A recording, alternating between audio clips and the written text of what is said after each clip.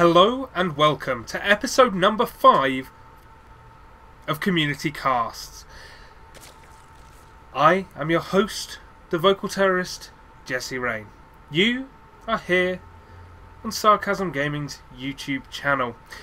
This, of course, is a series done by me for SarcasmGaming.com. They are my personal sponsors. You can see the lovely logo down here in the corner. And also this lovely logo they made for me here, which goes on everything else I do. These are a series of casts I'm doing for the YouTube channel, in which you can get your replays casted by myself, the wonderful vocal terrorist. Fluttershy, of course, sent me a replay pack of 4 replays, and this is replay number 3 that I'm looking at. The last 2 games saw him up against Pikachu, but this time he is up against a Protoss player, PwFWhimpen. I don't know if I might pronounce that H. Whimpen. There we go. PwFWhimpen. So, yeah, this is the game they sent me anyway. And we are going to be looking at how Fluttershy does in ZVP. More of a non-standard PvZ going on here. This is Masters level, by the way. For those of you who aren't aware, Fluttershy is in Masters and is very, very good at this game. So we have the 1 gate expand, but this time going down here rather than in the main base like we saw in Lamaco's game. So once again, I am completely out of my depth because I am used to Forge Fast Expand and how all those timings work out. I'm still really waiting to see how this new/old 1 gate expand works. Because this used to happen, but it used to happen for 2 base timings, and now it seems to happen for 3 base plays.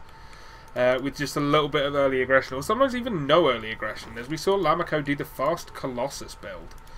Into taking a 3rd base. Then I'm still not entirely... Is that double chrono? That just looks weird. I've upped the graphics settings in StarCraft to make this better for you guys to watch, but it means sometimes the graphics confuse me, because I'm used to playing this game on low. Whew. It's relaxing. I'm trying to keep my voice calm. I've been casting for several hours and not sleeping at all until last night. Pretty much for a few days. But I am having fun, so I'm not going to stop. I've got this replay and then 1 more to do before dinner. So, no idea what I'm having for dinner. Probably... No, I had fish yesterday, so probably cheeseburgers. I'm hoping it's cheeseburgers. Some kind of meat. Still only the 1 gas, so I mean obviously with the way he's building this he wants to expand. That's me being stupid and not thinking through the things I'm saying before I say them. Nice amount of Zerglings here, gonna stop this Zealot doing any harass, but the probe does slip into the main and we'll get to see exactly what's going on, which is 1 gas, no tech structures. Definitely worth scouting out. Forge now going down to semi-complete the wall off. The Nexus also going down. So yeah, this is kind of like a Forge Fast Expand, but it's just a 1 gate Fast Expand into Forge. You could probably still do a Mortal Sentry off this. Kind of. Maybe. If I squint and turn my head sideways. I'm going to grab a quick drink while nothing is going on. I nearly finished this can that I started half an hour ago. That's pretty bad. These normally last me like 3 hours or so. I guess I am a thirsty man with a dry throat. So, let's talk a little bit about Sarcasm Gaming, because we've got no aggression going on right now. We've got a 3rd base going down from Fluttershy, and we've got the 2nd coming up for PwFWhimpen. Sarcasm Gaming is a community made by gamers for gamers. We just want to make the gaming experience as fun for you as we possibly can. And we do this by setting up a TeamSpeak server and by serving your needs. What do you want from us? Let us know. We'll make it happen. We have a DayZ server. We have League of Legends teams. We have Dota 2 teams, including one of mine, TWSS, that are looking for stand-in players. So if you guys feel like being a stand-in for when 1 or 2 of us are missing or asleep, then feel free to jump in, because we do have people on different time zones. We have an American, 2 Englishmen, and 2 wonderful Norwegians who are also kind of teaching me Norwegian, which is fun. By kind of teaching me Norwegian, I mean I've learned like 4 words, which is like Allo, Farvel, Ja, Nei. And I think Yeg or Yai. I don't know how to pronounce it yet, but it means I. And Panekaka, which is pancake. Because it's way important that I know the word for pancake. It's actually the most important thing. So again, we're seeing pretty quick Colossus off of this.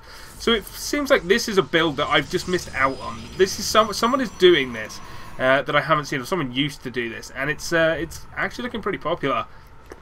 Which is the 1 gate into expand into straight Robo Bay without any immortals whatsoever. I could definitely see it working. I wonder if Whimpen will go the same way and take a 3rd base the way Lamico did, or if this is for a 2 base push. Because it feels more like it's for a 2 base push, but what do I know? I'm just a dude who likes to talk over video games. But I want all of you that watch this to join us in the TeamSpeak whenever you can, because I like the TeamSpeak. There's, you know, a core group of my friends that are pretty much always on, except during the middle of the day when we're all at work or asleep. But then we've got guys like Seb, we've got guys like Wing that wander in and about, we've got some Swedish guys just poking about, some Danes. We are a truly European community. We need some Germans, we need some Eastern Europeans to get on there and talk to me and play Minecraft with me, because I've got a sick Minecraft house going on with Rocket Pants and Nortec, and we need people to help us complete our project of awesome Batcave / volcano. So still not really a lot going on. Everyone's just kind of teching up. We've got a Roach Run going down at the same time as an Infestation Pit and a Spire. Spire must be the second. Yep, there we go. So really, it's just all about the tech. Whimpen is up on the amount of bases he wants. No creep spread from Whimpen, and that's interesting to me, because I feel like creep spread is really, really important. So a bit of lag going on for these players. Fluttershy was dealing with a delay at the beginning, and then Whimpen struggling there with lag aid. Yeah, getting some sick lag spikes going on there. More lag there as a pause went out. This is of course I'm casting from replays. As for those of you being confused why there aren't any pauses, I'm not sick with an editor. I am just casting from a replay. So really, I just want to see what's going on here. This is a nice creep drop to stop that 3rd going down if it goes down. Also getting FPS drops. Poor lad. That is so difficult to fight against that. And now he knows there's Colossus. So this attack is going to go home. Because the last thing you want to do is attack into this wall when there's Colossus stood the other side of it, because they will kill everything you have. Colossus is a tough thing for Zerg to deal with before they really hit up proper Spire tech. You know, you really want your Corruptors, you really want your tier 3 tech, your Infestors to fungal the other units, and then Corruptors and Broodlords to kill the Colossus and everything around it. So I imagine that's the way we're going to see this go. The question is, what does Whimpen do? Fluttershy, we know his plan. His plan is to get up late game tech, but what is Whimpen going to do? He's got a lot of sentries, which again says to me mid game attack, and now he's moving out. If he just goes and takes a 3rd, I'm going to be so confused, but no, he is going to go out and attack. This is what I expected from this build when we saw Lamico do it. So the question is, how well does it work here up against Fluttershy? He does have some Corruptors out already. Does have Flyer attacks on the way, but it's going to be quite a while yet. A Warp Prism to help reinforce. This looks like a very strong attack from Whimpen. He's got 3 Colossus, which is the magic number. He's got a ton of sentries for force fields, and now Fluttershy knows it's there. He needs to defend against this. It would not shock me if he threw down a Spine Crawler or 2. But he just doesn't have a great deal of money. He's going to want to put all of this into kind of unit production. There's no macro hatch, which is another big deal for him. Whimpen now going to use the Warp Prism to warp in and go down to this 3rd, and that 3rd is going to be tough to defend. A lot more Corruptors out now, so they are going to help a great deal against these Colossus. One will fall almost immediately. Guardian Shield pops, so it's going to be a bit more time for the next one, but they are going to die. There's no way there's enough Stalkers to hold off these Corruptors, and now this attack is stalled. There's a lot of sentries, I'll give it that, and a lot of Stalkers, and more Stalkers coming in all the time. So with good control, and nice force fields! Yes, that is what we are talking about, Protoss force fields. Okay, Whimpen keeps this attack going even without Colossus, just by sheer dint of incredible force fields. But the force fields are going to start to run out now. We're seeing sentries fall. We're seeing only 3 sentries left of the initial 6 or 8 he had. And roaches coming in all the time. The Warp Prism is dead, so no more reinforcement. Nice use of the Corruptors. And now this attack really is stymied. It's pushed back. All the Colossus are dead. Excellent work by Fluttershy there. And I could definitely see that attack coming by Whimpen, and I think that's really what hurt him. Fluttershy knew exactly what was coming up. He got a good scout off at that front. He's constantly made sure that that third base isn't going up, so he knew it was a 2-base timing, and he geared up ready to defend it. What kind of drones are he on? Yeah, 61 drones, when normally he'd have been heading towards 80 at that point. He was using all his lava on units, and now, look at this, Ultra's coming out. Ultra's great unit choice at this point. Really, really good against Stalkers, and he knows it's going to take forever for Colossus to come back on the field, because when you wipe them out like that, they take so long to build, even with Chrono Boost. So now, Whimpen, I feel like, has to use this Warp Prism to try and harass. Maybe in the back of the main, maybe even take down the Ultra Cavern.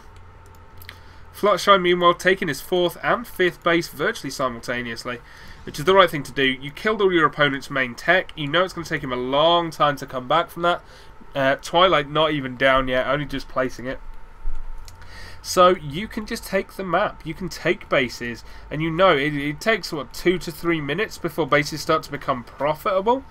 But despite that, so worth it. That's for a Zerg, because it's only 300 minerals. I think it's longer than that for Protoss or Terran, because of it being 400 minerals. Nice wall here, but the cannons are going to be way too late, and Whimpen is going to have to try and push down. But honestly, there's so much here. This wall will fall before the army gets there, and once the Ultras can get in, this army looks to be in bad shape. Yeah, here we come. Fluttershy coming in. Nice force field. Not good enough, though. Needed more, and there just aren't more available. So this third will fall. Yep, insta-cancel. As soon as it was being attacked, he knew he couldn't delay. There aren't many Ultras with this army. It's only 2 Ultras and mostly Roaches. With 2 Colossus there, they could do the damage here, but one is going to immediately get caught out. Whimpen, you need to pull that back. No! Yes! Saves it. Nicely done, but now these Roaches will push in. This Colossus will fall as well, and once the 2 Colossus have fallen, it's going to be almost impossible for Whimpen to keep coming back. This one Colossus may well just be enough to save him. But a lot of SCVs could fall here. Nice move by these Roaches. And in fact, he has 3 Stalkers and a Colossus left. Fluttershy has half the map. It is 5 base versus 2 base. It is 12 workers killed there. Will he get a 13th? No, he's hitting a Zealot. So yeah, 12 workers killed. 63 drones to 43 probes. 5 bases to 2, and just Roaches just streaming out everywhere. We've got Ultras on the way, Corruptors on the way, more Speedlings. Honestly, I kind of think Fluttershy could just keep throwing Roaches up against this front and win. But obviously he wants to drone up a bit more because he has these bases. He may as well start using them. That's just a thing you need to do. This, of course, is only a half base with only the 6 mineral patches and 1 gas, but it is a rich Vespene geyser, so it is worth 2. Important to note these things when we play on maps like Daybreak. This is actually a point I need to make. Okay, yeah, he's going to hit the rocks for a bit. This is a point I need to make. When you are going to play on a map, especially if you're playing on a non-ladder map, or you should still check in a tournament when all the different foibles the maps have, because maps do vary. Like, only just now have they instituted cross-position only on ladder maps like Antigua Shipyard. Whereas before, that just didn't exist. You could spawn anywhere. So it's really important to check these things. I've seen games go like that. This is a nice Warp Prism harass here, but it didn't really get a great deal, I don't think. No.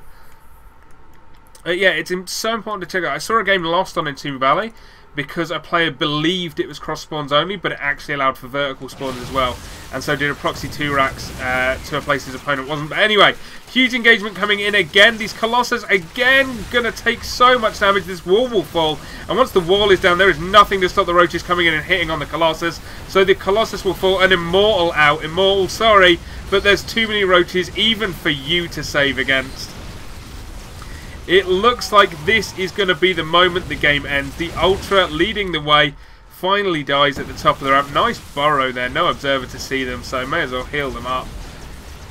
This Immortal will fall, and with that, all the tech is gone. All this base is going to go. Fluttershy absolutely stomping it then. PwFWhimpen, he's not sure what he did wrong. We actually have Muters just hitting the back of this base. Ah, oh, incredible. It was very close at that third, but GG comes out from PwFWhimpen, and Fluttershy takes the third game of his 4-game replay pack. That is it for this episode. I will be back with one more episode today in the final game of Fluttershy, which will also be Fluttershy versus PwFWhimpen. Guys, thank you for watching. I've been your host, the vocal terrorist Jesse Rain, and I will see you all very shortly for the final episode of today.